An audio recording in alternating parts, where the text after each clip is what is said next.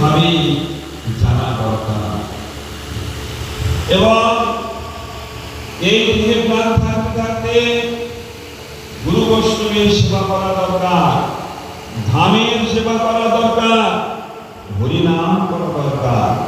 তবেই আমরা এখান থেকে কিছু নিয়ে যেতে পারি।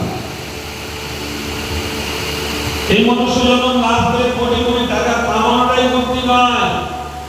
এই মনুষ্য জন্ম লাভ করে পারমার্থিক কামাই করাটাই সব থেকে বুদ্ধিমান। আচ্ছা, যদি কেউ নিম্ন অন্তত আমার যারা মায়েরা এখানে বসে আছে চিন্তিত হতে না করা আমাদের মিনিমাম 25,000 50,000 হরিনাম করে। আর এমন লোক আছে সংসারে অনেক বড় বড় ডাক্তার 1-1.5 লাখ টাকা বেতন পায়,